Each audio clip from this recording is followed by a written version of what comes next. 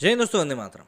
इस समय बॉलीवुड एक ऐसे दौर से गुजर रहा है जिसको कि आप ये भी कह सकते हैं कि ये बदलाव का दौर है, या आप ये भी कह सकते हैं कि इस बदलाव को आप किस तरीके से बदलेंगे। क्योंकि ये जो बदलाव है, इस बदलाव के कारण दर्शकों ने बॉलीवुड की मूवीज़ को देखना बंद कर दिया है। जब से कोविड आया, सुशांत सिंह राजपूत की रहस्यमयी मृत्यु हुई है, तब से ही ये दौर चल पड़ा है और लोग बिल्कुल भी बॉलीवुड की मूवीज़ को हवा नहीं दे रहे हैं। मतलब लोग चाहते ही नहीं है इनकी मूवीज़ को देखना, ऐसा प्रतीत होने लगा है। इसमें एक प्रकार का गुस्सा भी है और कई सारे एलिमेंट्स हैं जो कि शामिल हैं। इसमें आप कई एक्टर्स के प्रति ब्लाइंड आर्टिकल्स को देख लीजिए, इसमें आप नेपोटिज्म को कह लीजिए, इसमें आप ये कह लें कि आउटसाइडर्स को सही तरीके के मौके नहीं मिलते हैं, कहानियाँ अच्छे से नहीं दिखाई जाती हैं, प्रोपेगेंडा घुसा हुआ होता है, कई सारे कारण हैं। और इन्हीं के चलते अब दर्शक कह रहे हैं कि जब तक हमें अच्छा कंटेंट या फिर ऐसा कंटेंट नहीं मिलेगा जो हम देखना चाहते हैं, तब तक हम लोग नहीं जाएंगे। इसीलिए आप देखेंगे कि बॉलीवुड में आज के टाइम में भगवान राम के प्रति भी कितना समर्थन आ गया है और उनको लेकर कितनी सारी मूवीज़ बनाई जा रही हैं। लेकिन बॉलीवुड को कहीं ना कहीं से तो फॉर्मूला ढूंढना ही पड़ेगा कि भाई दर्शकों को आखिर हम कैसे थिएटर्स तक लेके आएँ।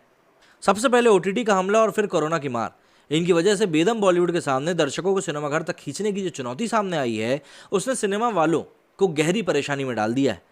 फिल्म मेकर्स को ये तो समझ में आ ही चुका है कि हथेली में सिमट चुकी मनोरंजन की दुनिया से दर्शकों को बाहर निकालकर सिनेमाघरों तक पहुंचाना अब इतना आसान नहीं है और इसके लिए किसी करिश्मे की ही ज़रूरत पड़ेगी।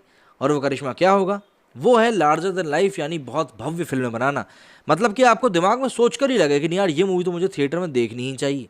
दरअसल हाल ही में आई एस राजमौली की फिल्म RRR ने ये साफ कर दिया है कि अब अगर दर्शकों को सिनेमाघरों तक लेकर आना है तो उसके लिए इस तरह की भव्य सिनेमा बनाना होगा जिसके बारे में दर्शक ये मान लें कि उसे बड़े पर्दे पर ही देखने में मज़ा आएगा।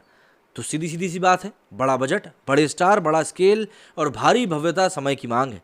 बॉलीवुड वाले समझने लगे हैं कि 600 रुपये का टिकट लेकर थिएटर में जाने वाले को अगर भव्यता के अनुभव के साथ पूरा एंटरटेनमेंट नहीं मिलेगा तो वो OTT के मायाजाल से बाहर नहीं निकलेगा। ऐसा नहीं है कि बॉलीवुड वालों ने कभी भव्य सिनेमा नहीं बनाया है। अलग अलग दौर में भव्यता का पैमाना अलग अलग रहा है। 70 और 80 के दशक में मल्टी स्टारर फिल्में खूब बना करती थी और चलती भी थी, लेकिन 90s के बाद से उसमें कमी आ गई और फिर एक समय तो ऐसा था कि उंगलियों पर गिनी जाने वाली फिल्मों में शुमार हो गई।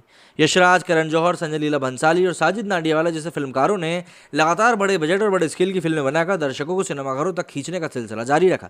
फिर भी हाल के सालों की बात करें तो राजमौली की बाहुबली, चाहे हम 1 की बात करें चाहे हम 2 की बात करें, दोनों ही ऐसी फिल्में रहीं जिसे दर्शकों ने जितनी बार भी देखा थिएटर में ही जाना पसंद किया।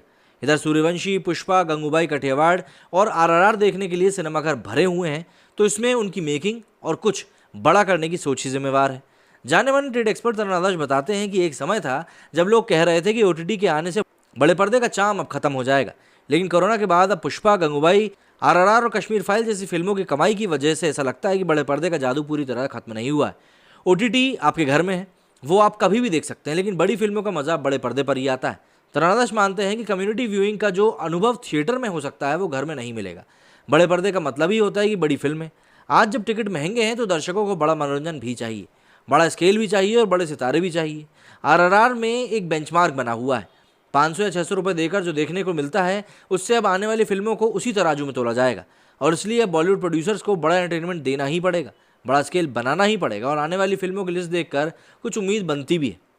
रणबीर कपूर की बात करें, रणबीर कपूर और आलिया भट्ट की ब्रह्मास्त्र, प्रभास और सैफ अली खान की आदिपुरुष, KGF का दूसरा पार्ट, अजय देवगन अमिताभ बच्चन की रनवे 34, रणबीर की शमशेरा, टाइगर श्रॉफ की हीरोपंती 2, शाहरुख खान की पठान, अक्षय कुमार की पृथ्वीराज जैसी कुछ फिल्में होंगी जो दर्शकों को सिनेमाघरों तक खींचने में सफल हो सकती हैं, क्योंकि इन फिल्मों को लार्जर देन लाइफ बनाने की कोशिश करी गई है। लेकिन अगर ये फिल्में थिएटर में लंबे समय तक नहीं टिक पाती हैं तो एक बार फिर से सबके सामने वही सवाल दोबारा आके खड़े हो जाएगा कि क्या पब्लिक वाकई में अभी बॉलीवुड को देखना चाहती है या बॉलीवुड का दौर गुजर चुका है और बॉलीवुड को कुछ नया सोचने की ज़रूरत है। मेरी इस वीडियो में फिलहाल इतना ही। जय हिंद, जय भारत।